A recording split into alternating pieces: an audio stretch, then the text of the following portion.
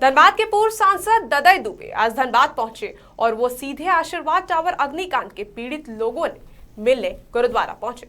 ददई दुबे ने अग्निकांड की पूरी जानकारी दी और पीड़ित लोगों को हर संभव मदद करने की भरोसा दिया। अग्निकांड मामले को लेकर आज धनबाद के पूर्व सांसद ने जायजा लिया, यानी मौके का मुआयना किया। चलिए वो आज हमारे साथ स्टूडियो में मौजूद है, उनसे बातचीत करते हैं और जानते हैं कि उन्होंने क्या कुछ देखा और क्या है उनकी प्रतिक्रिया। आपका तो सबसे पहले बहुत बहुत स्वागत है कोयलांचल लाइव में।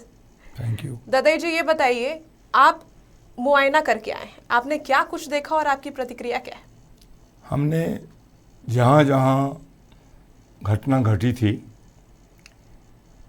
वहाँ हर एक स्थल पर हमने गया जी, और जा करके मैंने देखा जी, सुना समझा। जी, हमारे साथ कई लोग थे जी, और अगल बगल के भी काफ़ी लोग जुट गए थे। जी, सबसे पूछने के बाद में, सब कुछ देखने के बाद में एक ही चीज़ लगा कि यह जो घटना हुई है जी, वह एक आकस्मिक घटना कहा जा सकता है। इसको कोई प्लानिंग से या किसी तरह का साजिश के तहत ये हुआ है, ये नहीं प्रतीत होता है। इसलिए ददई जी, एक के बाद एक घटना घटी है, दोष या तो विपक्ष का होगा या तो पक्ष का होगा। तो आपको क्या लगता है, इस पर आप चुप्पी साध रही है कांग्रेस या नहीं? देखिए, कांग्रेस के ही अपने साथियों के साथ आज मैं वहाँ गया था जी, लेकिन वहाँ जाने के बाद में सारे दल के लोग वहाँ मौजूद थे जी, और सारे लोगों ने इस बात का बताया हमें और यही बात कि ये आकस्मिक घटना है, इसमें किसी का दोष नहीं है, कोई प्लानिंग नहीं है, कोई साजिश नहीं है, यही पाया।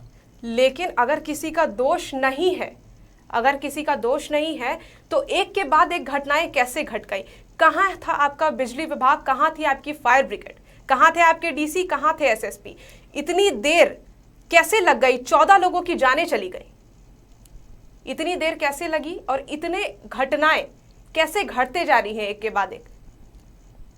बात आप सही कह रहे हैं जी, लेकिन उसके लिए भी हमारे लोग का एक कमेटी बन गई है जी, जो कमेटी की इसकी पूरी जांच करके जी, और हमारे आला कमान को पहुंचाएगी।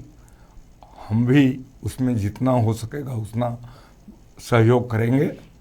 लेकिन अभी तक का जो रिपोर्ट आया है, जो बातें हुई हैं, ददई जी, हम वही कह रहे हैं आपसे। ददई जी, बिल्कुल ठीक है। इतनी बड़ी घटनाएं घट गई और अब तक फायर सेफ्टी एक्ट का कोई नामो निशान नहीं है। इसका मतलब सरकार चुप्पी तो साधे हुए है, लेकिन अपनी कमियों से सामने नहीं लाना चाह रही, अपनी कमियों को, या फिर पीछे हट रही है बोलने से। देखिए,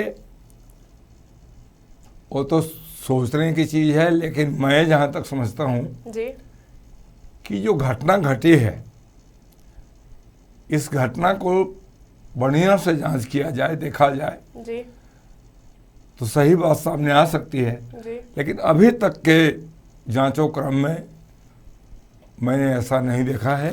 जी, लेकिन इसके कारण क्या हो सकते हैं, इस सब चीज़ के लिए एक कमेटी बन गई है जिसको हम लोगों ने ये कर दिया है और उसमें। ददई जी, अभी भी फायर सेफ्टी एक्ट लागू नहीं है, आपकी सरकार है, आपकी जवाबदेही है। आप क्या कहना चाहते हैं जनता से? जनता किसको जवाबदेही के रूप में देखे? जनता तो आपसे जवाब मांगेगी, ये तो जाहिर सी बात है।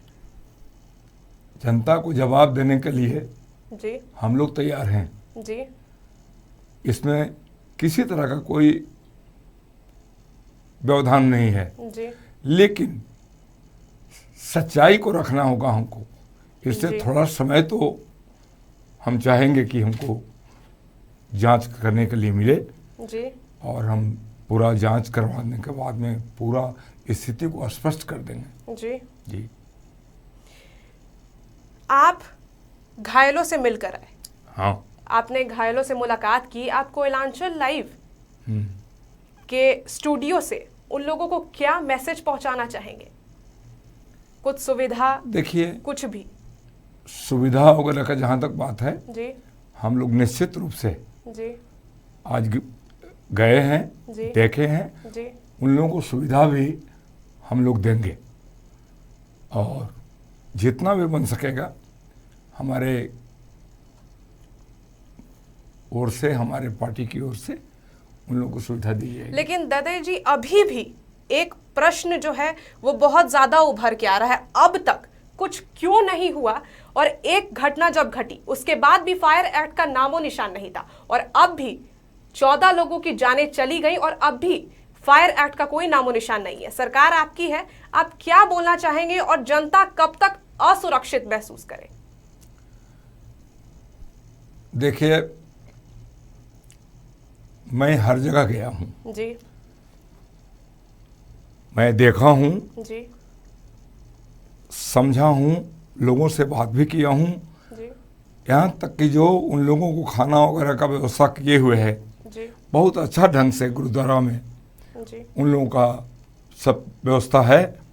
गुरुद्वारा के जितने भी सरदार जी लोग हैं, ददे जी, वो तो गुरुद्वारे की तरफ से की गई है, आपके तरफ से क्या सुविधा दी गई उन लोगों हमारे तरफ से दी जाएगी, को? जी हमारे तरफ से दी जाएगी। जी मैं सरकार को भी प्रेरित करूंगा, जी। मैं बोलूंगा, लिख करके भी दूंगा, जितना भी मदद करने की जरूरत पड़ेगी हम लोग करेंगे, इसके लिए कोई ऐसी बात नहीं है। लेकिन इतनी बड़ी घटना अभी भी घटी हुई है और अभी भी लोग घायल ही हैं, पूरी तरह से ठीक नहीं हुए, एक सप्ताह भी नहीं बीता, फिर भी अभी तक यहाँ के लोग महसूस नहीं कर रहे सुरक्षित। और या तो सरकार अपनी विफलता छुपा रही है या फिर पर्दे के पीछे किसी का हाथ है। आपको क्या लगता है, आप इस पर क्या कहेंगे? नहीं, हमें इस सब बात पर विश्वास नहीं लगता है, जी भरोसा नहीं लगता है कि ऐसा हुआ होगा।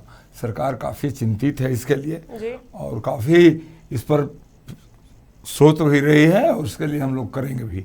जी आज जो भी काम है गुरुद्वारा कमेटी के द्वारा हो रहा है, इसके लिए भी हमने उन लोगों को बधाई दिया है, धन्यवाद दिया है और काफ़ी उन लोगों को इस दुख के समय में जो काम कर रहे हैं लोग, जी। बहुत इसको अच्छा कहा जाएगा। चलिए, आपको इलांचल लाइव के स्टूडियो से एक संदेश ही दे दीजिए पीड़ित लोगों को। आप क्या कहेंगे इस पर? उन लोगों तक क्या मैसेज अंत में पहुंचना चाहिए और उन लोगों को सरकार के तरफ से जो भी जानना चाहिए वो आप बता दीजिए। घटना बहुत ही दर्दनाक है, जी इसके बारे में कुछ भी कहा जाए कम होगा। जी और एक एक घटना नहीं है, एक जगह 14 आदमी मरे हैं, जी दूसरे जगह 6 आदमी मरे हैं, सब टोटल करीब 20 आदमी मरे हैं। और घायल भी जो लोग हैं उनको देखने के लिए मैं गया था, जी उनको देखा हूँ, उनसे बात भी किया हूँ, उनका सारा व्यवस्था ठीक ठाक चल रहा है, जी कहीं किसी तरह की बात लोगों ने नहीं बताया। जी तो इस तरह से सब चीज है, लेकिन इसमें गलती किसकी है, कौन ऐसा साजिश में है, जी क्या हो सकता है, इसके लिए थोड़ा समय लगेगा। फायर सेफ्टी एक्ट सबसे महत्वपूर्ण सवाल, जनता जानना चाहती है कि फायर सेफ्टी एक्ट कब तक लागू हो जाएगा और कब वो धनबाद में सुरक्षित महसूस करेंगे। इसमें कोई हम ये बात नहीं कहते हैं, इसको लागू हो जाना चाहिए था, अभी तक लागू नहीं हो सका है, जी और यदि लागू हो जाता तो ये घटना नहीं घटती, जी ये भी सही है। जी लेकिन या तो ना समझ बस, ये कोई बहुत पुराना बिल्डिंग वगैरह नहीं है जहाँ ये घटना घटी है, जी ये बहुत ही नज़दीक का 4 साल 5 साल का है और उस समय इस सब पर ध्यान नहीं दिया है लोग, जी ये बात सही है, इसमें जी। कोई छुपाने और कहने की बात तो नहीं है। कब ध्यान दिया जाएगा, यही तो जनता जानना चाहती है कि कब ध्यान दिया जाएगा और कब लोग यहाँ सुरक्षित महसूस करेंगे। अब आप इतना समझ लीजिए जी कि जो भी घटना हो गई वो घटना को तो अब वापस नहीं किया जा सकता है, लेकिन आगे से किसी तरह की घटना न हो, जी इसके लिए सरकार सचेत है जी और इसके लिए कारोबार भी हो रहा है, सरकार उपाय भी हो रहा है। सचेत कैसे है अगर फायर ब्रिगेड को 3rd फ्लोर तक की सुविधा ही मिली है और यहाँ 10 मंजिला बिल्डिंग्स बन रही हैं, 12 मंजिला तक भी बिल्डिंग्स बन चुकी हैं, लेकिन अब भी फायर ब्रिगेड के पास 3rd फ्लोर तक की सुविधा है। क्या अगर 10 मंजिला बिल्डिंग पर आग लगेगी तो लोग जान जोखिम में डालकर वहां जूझते रहेंगे, लोग मौत के घाट उतरते रहेंगे? बहुत दुखद घटना है ये, बहुत दुखद घटना है ये, हम इसको मानते हैं जी। और अगर कि ये सबका व्यवस्था पहले ही हो गया होता तो आज ये घटना नहीं घटती, इस बात को भी हम मान रहे हैं। लेकिन अब जो हो गया उसको तो लौटाया नहीं जा सकता है। जो आदमी गलती किया है और गलती में पकड़ा जाता है तो उसको निश्चित रूप से सजा मिलनी चाहिए। बिल्कुल नहीं लौटाया जा सकता, लेकिन यहाँ पे सवाल ये है कि यहाँ अब भी 3rd फ्लोर तक ही फायर ब्रिगेड की सुविधा है। 10 मंजिला बिल्डिंग पर अगर आग लगेगी तो लोग मौत के घाट वापस से उतर सकते हैं। यहाँ के लोग सुरक्षित कैसे महसूस करें? ये सब व्यवस्था आपको 1-2 महीने के अंदर जी सरकार कर सकती है, जी कर देगी। 1-2 महीने जो बीच का समय है, उस बीच क्या कुछ जनता को सुरक्षित महसूस कराने के लिए आपके तरफ से और आपकी सरकार के तरफ से दिया जाएगा? और अगर नहीं दिया जाएगा तो ये भी आप बताएं, यहाँ पे आप क्या कहते हैं? इसके लिए मैं अविलंब व्यवस्था करता हूँ जी। और सरकार से अविलंब बात करता हूँ जी। कि ये बहुत बड़ी घटना है, जी। ये कोई छोटी घटना नहीं है। जी। इस पर तत्काल हम लोगों को ध्यान देना होगा, सरकार को ध्यान देना होगा, इसमें पीछे हटने का कोई सवाल ही नहीं है। जी जी बिल्कुल। चलिए, बहुत बहुत धन्यवाद आपका इन तमाम बातचीत के लिए। आपको भी बहुत बहुत धन्यवाद। जी।